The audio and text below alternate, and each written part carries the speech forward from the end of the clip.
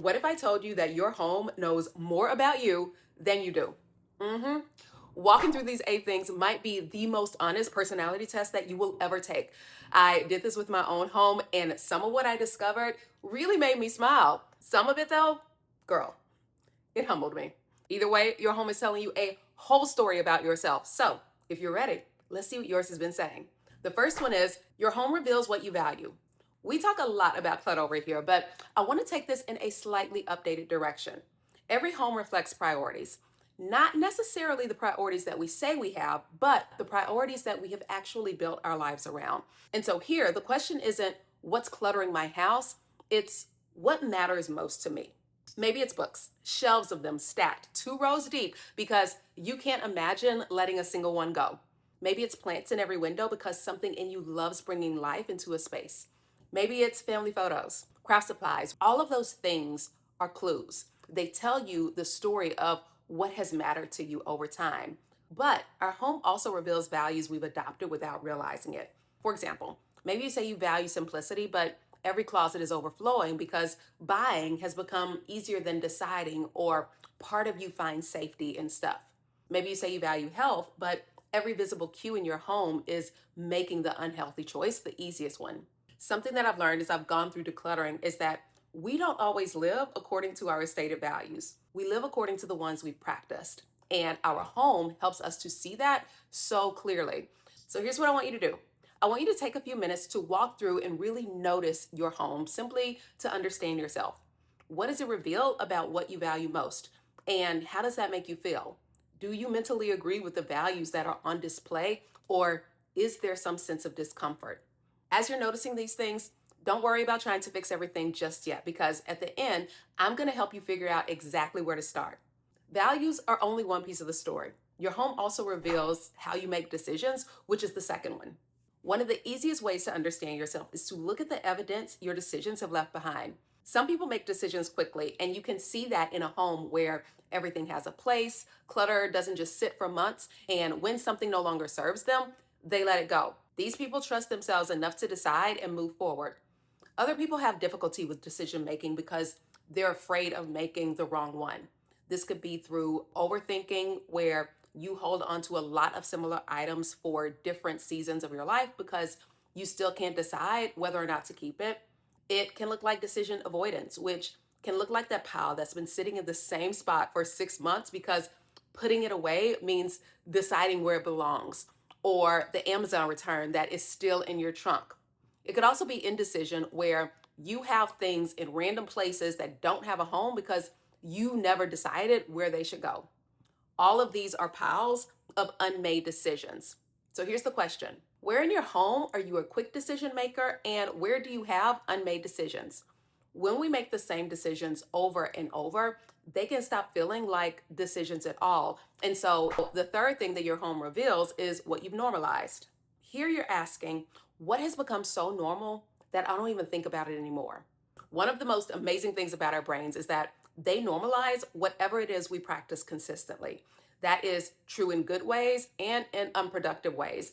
And when things are different than what's normal, your brain feels uneasy. Some people have normalized making the bed every morning, or resetting the kitchen every night before they go to bed, lighting a candle at the end of each day. Those are things that they don't have to think about because they have simply just become part of how they live. And when things are messy or off, something feels like it can't rest. The same is true for people who have normalized clutter. The pile of stuff on the counter, the chair that is covered in clothes. Eventually, your brain stops consciously seeing those things, even though subconsciously it is still registering it. And if things are in order, something in you immediately needs to mess it up because you have normalized chaos. It's become your standard. The encouraging thing about standards is that they're learned. You get to decide what they're going to be. Now, it does take work to change, but you absolutely can learn something in a different and a better way. If you have learned to normalize chaos, you can learn to normalize peace. If you have learned to normalize clutter, you can learn to normalize order. Over time, you can change what feels normal so that your brain begins to expect something different. So, my question to you is, what has become normal in your home? What are the healthy rhythms that have become second nature, and what unhealthy patterns have become, that's just the way things are? The next thing that your home reveals is your relationship with time, and it shows where you're mentally living. Is it in the past, in the present, or in the future? This is about how time shapes the choices that you make every single day. Some homes are holding on to the past. They are filled with things that remind us of who we used to be. Other homes are built around a future that never quite arrives. And then there are homes that show that someone is embracing the present. They wear the outfit, they make their favorite recipe on a random Tuesday. Clearly, Tuesday is my favorite, like ordinary day. They don't postpone their lives waiting for the perfect moment. Now, to be clear, there is nothing wrong with remembering the past, and there's nothing wrong with preparing for the future. In fact, both are signs of wisdom. The problem is when either one keeps us from fully and responsibly engaging in the life that we've been given today. There's a difference between preparing for tomorrow and postponing your life until tomorrow, just like there's a difference between honoring your past and continuing to live there. One of the biggest things that decluttering has taught me is that so much of our stuff isn't really about the object itself. It's about the relationship with different seasons of our lives. And that's exactly what your home often reveals. It shows you which season that you have built your life around. The goal isn't to ignore the past and to stop thinking about tomorrow or to only live in the present. The goal is to remember and learn from the past, prepare for the future from a place of faith rather than fear, and live today in a way that builds the life that you are hoping for. So here's the question. When you look around your home, what does it tell you about your relationship with time? Is it helping you do all three? Remember and learn from your past without getting stuck in it, prepare wisely for your future, and fully live the life that you've been given today. How we think about time often reveals something even deeper, which brings me to the next one, the future one, which is how we handle uncertainty. Before we move to the next one, I want to take a quick moment to thank Good Chop for sponsoring today's video. My semester is starting back up, which means that one of my highest priorities is making my life a little bit easier. So when Good Chop reached out, I was like, absolutely yes. If you haven't heard of them, they are a butcher service where everything, literally everything, beef, seafood, chicken, whatever you get, over 100 cuts of protein that all come from American farms and fisheries. It shows up vacuum sealed and flash frozen at peak freshness straight to your door. I got organic chicken and steak, smoked salmon, pork tenderloin, and their thick cut bacon. We made this bavette steak the other night, so juicy and flavorful. They've got over 3,000 five-star reviews and 100% money back guarantee. All of that was a win for me. This was my first box and I was so impressed, and I think you will be too. Go to goodshop.com/YouTube and use code 50ChristyDoingThings to get $50 off plus free shipping on your first order. That's $50 off plus free shipping at goodshop.com/YouTube, code 50ChristyDoingThings. Revelation 5, your home reveals how you handle uncertainty. This is all about the future and your relationship with safety, control, and trust. It's about, what do I do when I don't know what's coming? Some people respond to uncertainty with wise preparation, others with endless preparation. Those are not the same thing. Wise preparation says, I'm going to prepare for what I reasonably can, and I trust myself and God with the rest. Fear, on the other hand, says, let me keep as much of it as possible so that I can feel safe. Your home lets you know which direction you tend to lean. You may see it in the backups, the duplicates, the boxes of just in case, the clothes that don't fit anymore but might someday, the kitchen gadget that you have never used but for some reason need. Often that overdependence on having enough is about safety. These are survival mode things that you have probably heard me talk endlessly about. Like I mentioned before, preparing for the future is a good and wise thing until it becomes a crutch. Because the truth is, life will always have uncertainty. No amount of stuff can change that. So the question isn't simply, am I prepared? It's, where does my sense of safety actually come from? Does it come from hoarding? Or does it come from trusting that you will have what you need when you need it? So here's what I want you to ask yourself. When you look around your home, does it reveal a relationship with uncertainty that's rooted in fear, or one that's rooted in wisdom and faith and trust? The sixth thing your home reveals is your emotional landscape. This is about where your heart is and how it's reflected in your home. Our homes don't just hold stuff, but our emotional relationship to that stuff. Your home may reveal gratitude, family photos that remind you of how blessed you've been, travel souvenirs that remind you of how much you've grown and experienced, a cookbook that has been filled with family recipes and passed down for generations. Your home may also reveal hope. Maybe it is a nursery that's being prepared or running shoes by the door because you're committed to becoming healthier, or a journal that's sitting beside your bed because you're investing in your future self. Sometimes our homes reveal emotions that are asking for our attention, grief that we haven't allowed ourselves to process all the way through, regret that we have boxed up instead of dealt with. Sometimes it's identity, the clothes from a body that you don't have anymore, office supplies from a career that ended, things from a marriage that changed, the hobby you loved before life looked different. And then sometimes it's loss, a parent's belongings that you can't part with because letting go feels like losing them twice. I know all about that. Baby clothes for the child who's grown, or the baby who never came, or reminders of a family that looks different than the one that you imagined. Whatever the emotions, they simply tell a part of your story, and keeping those items isn't automatically a problem or clutter. The point is to become aware of what it's carrying for you, because once you are aware, you can ask better questions. Is this helping me remember, or is it keeping me stuck? Is this reminding me of something beautiful, or is it helping me avoid something painful? So here's what I want you to do. During your home walkthrough, I want you to also notice, what emotions do you see reflected most often? Is it gratitude or hope or joy or peace or love? Or are there areas where grief and regret and disappointment and fear hasn't been fully dealt with? I have said this several times, that becoming aware of them, not ignoring them, but really allowing yourself to see them, can be one of the kindest and the most healing things that you can do for yourself. Our home also reveals how those experiences shape the way that we think about and treat ourselves, which is the next one. Think of it like this: how do I actually treat myself on an average day? Maybe an average Tuesday. This is the everyday evidence of how we see and then treat ourselves. I want you to think about the things that you use on a regular basis.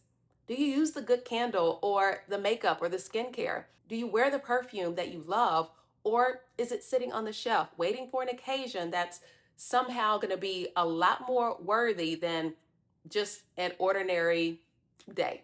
Do you have a nice towel that you use after you shower, or did you just settle on the cheapest ones that you could find in the store? Look at your closet. Are your clothes ones that make you feel good, or ones that you have just settled for? Are they chosen for the body that you have today, or are they waiting for the body that you had 5 years ago or hope to have but aren't actually working on? And then look around your home. Have you made room for yourself that feels peaceful and feels like it's yours?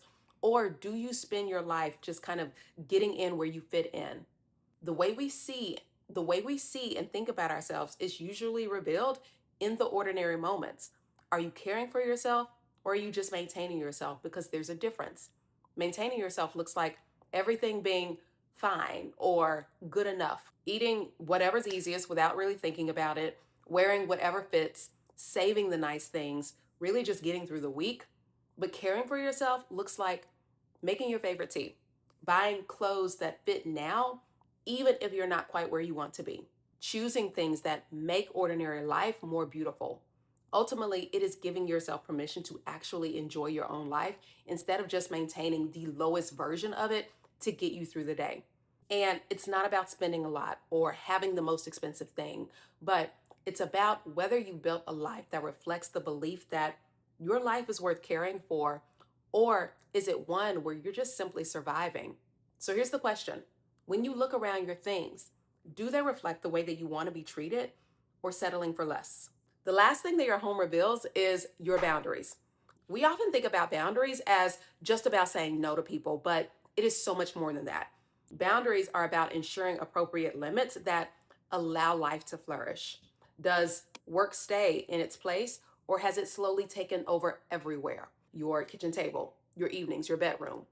Do unfinished projects have healthy limits, or do they stay scattered and untouched for however long with no plan? Does everyone in your home share responsibility of caring for it, or has one person become responsible for everything? Have you created spaces that invite rest, or does every room remind you of just another task waiting to be done? Healthy boundaries aren't about putting walls up, they're about creating order and deciding that everything has a space. Work, rest, laundry, conversations, phones, quiet has a space. Even people should all have a space, because when everything belongs everywhere, eventually it feels like nothing belongs anywhere. And when boundaries disappear, everything starts bleeding into everything else, and it just feels like chaos. Work constantly follows you into your evenings. Clutter follows you into every single room. Other people's responsibilities become your responsibilities. The noise never really stops, and your peace has nowhere that it can live. Something about me is that I love boundaries, and I will tell people so fast what they are, because I have learned that boundaries are the thing that create freedom. Nobody thrives in situations where life is just like loosey goosey, and boundaries create homes where people know what's expected and where everyone has room to breathe. So here's the question: when you think about your home, what boundaries do you have? We've spent this whole video looking at what our homes reveal, but here's the connection. It's not just reflecting those things, it's reinforcing them. Every day, your environment is teaching you what's normal, what deserves your attention, how to respond to things, how to see yourself. Those small lessons become the way that you naturally live, which is why I say that decluttering is never just about having less stuff. It's about being intentional and becoming more aware. Maybe you realize that your home already reflects so many beautiful things. Celebrate them, protect them, keep building on them. Maybe you've noticed places where your home has been revealing some fear or avoidance or overwhelm or habits that no longer serve the life that you're wanting to build. Don't let that discourage you. Let that guide you to how you want to intentionally move forward. If you made it this far, I do have something I want to give you. If you remember, I said at the beginning that this might be the most honest personality test that you will ever take. So I turned it into one. It's my home reflection assessment, and it walks you through each of these 8 areas and helps you to see which ones are already strengths, which ones need a little bit more attention, and most importantly, gives you some practical next steps for exactly where to start. If you're already part of the collective, you saw it updated in our community post. If you're already part of my email list, it's in your inbox. So check that, because it is waiting for you. If you are not already on my email list, I would love to stay connected. So this is my gift to you, to be able to do that. You can download it using the QR code that's on the screen or linked in the description below. Just enter it in the link that it takes you to, and then you can immediately download it. I would genuinely love to know what your home revealed about you. So after you've taken the assessment, come back and let me know which one surprised you the most. I hope you enjoyed. If you did, share it with someone else who needs it. Also, if you're not subscribed, like, well, what are you doing? I'm gonna need you to jump on that. I love you so much, and I will see you in my next. Mwah. Bye for now.